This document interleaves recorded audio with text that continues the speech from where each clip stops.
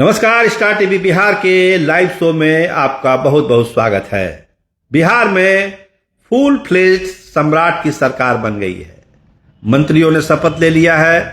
अब सबकी नजर लगी हुई है कि किसको कौन सा विभाग मिलने वाला है।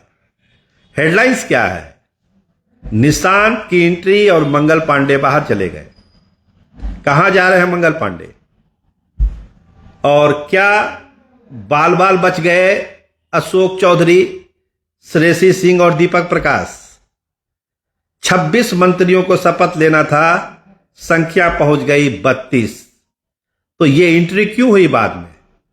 किसका दबाव था? आखिर अमित शाह ने रात में किया क्या मौर्या होटल में?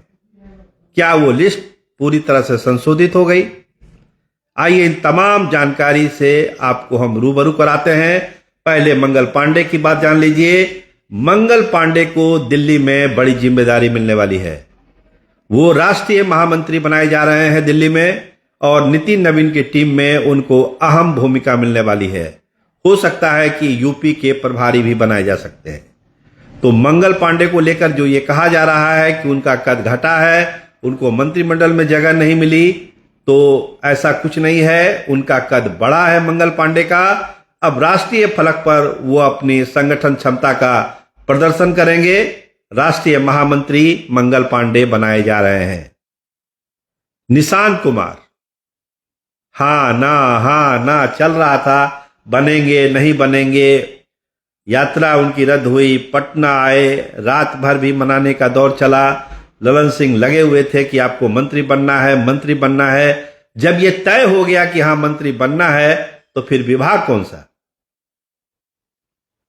हमारे जो सोर्स हैं वो यही बताते हैं कि ये कहा गया है निशांत कुमार की टीम की तरफ से कि जो पब्लिक कंसर्न का डिपार्टमेंट है वो निशांत को मिलना चाहिए। डिप्टी सीएम तो अब नहीं हो सकते, तो जो बड़ा मंत्रालय पब्लिक कंसर्न का है वो उनको दिया जाए। तो कौन सा विभाग होगा? जो हमारे सोर्स हैं वो ये बता रहे हैं कि स्वास्थ्य मंत्रालय की मांग की गई है, हेल्थ डिपार्टमेंट की मांग की गई है बीजेपी से कि वो विभाग आप जेडीयू कोटे में दे दीजिए, और शिक्षा वाला विभाग जो है वो बीजेपी के कोटे में हम दे सकते हैं। यानी एक विभाग का एक्सचेंज भारतीय जनता पार्टी और जनता दल यूनाइटेड के बीच हो सकता है निशांत के लिए।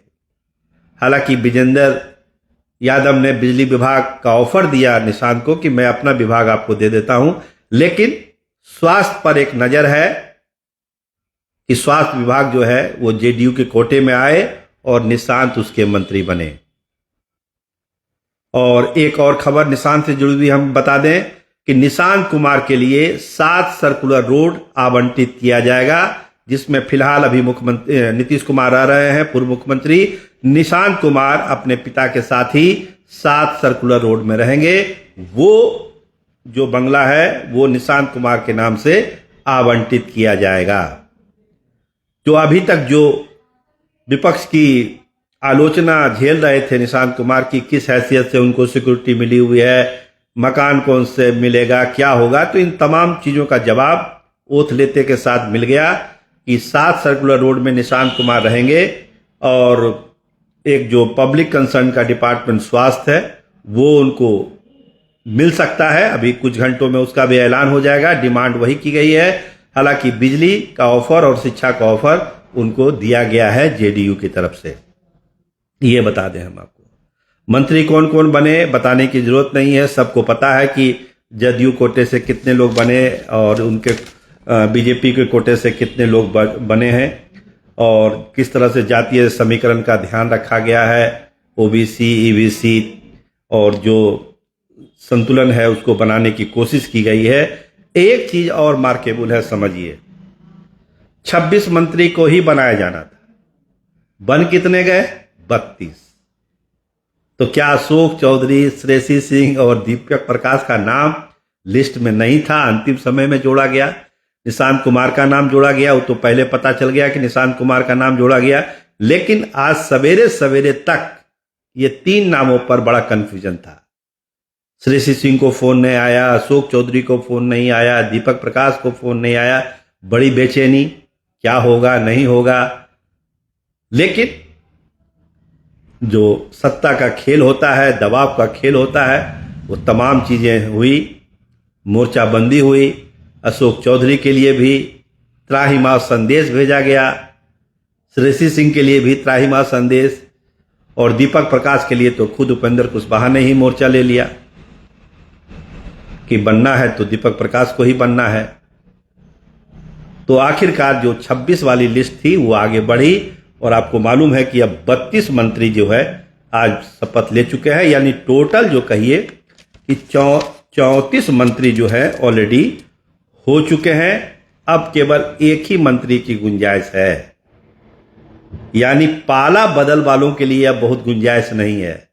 जो था कि कांग्रेस के लोग आएंगे तो मंत्री बन जाएंगे, दूसरे पार्टियों के लोग आएंगे तो मंत्री बन जाएंगे, उनके लिए अब गुंजाइश ना के बराबर है, क्योंकि एक ही मंत्री का सीट जो है अब वो खाली पड़ा हुआ है। 36 ही हो सकते हैं मुख्यमंत्री को लेके, तो अब एक ही सीट है।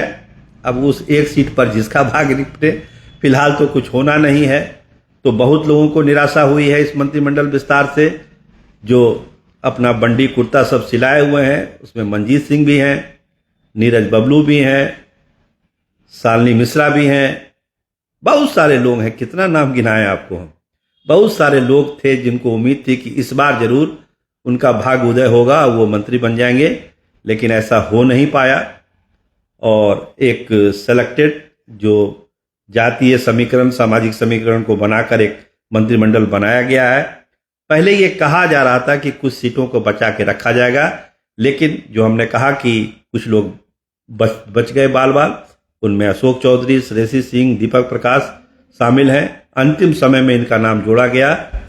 अमित शाह ने इंटरफेरेंस किया लास्ट मोमेंट में कि कोई विवाद नहीं चाहिए, स्मूथली मंत्रिमंडल का विस्तार हो, तो अंततः इन लोगों का भी नाम जोड़ा गया और ये संख्या 34 तक पहुंच गई है। अब गुंजाइश ना के बराबर है। नीतीश कुमार खुद थे शपथ ग्रहण समारोह में, काफी खुश नजर आ जा रहे थे। निशांत ने पैर छूकर आशीर्वाद भी लिया। तो निशांत कुमार पर नजर रहेगी इस नए मंत्रिमंडल में।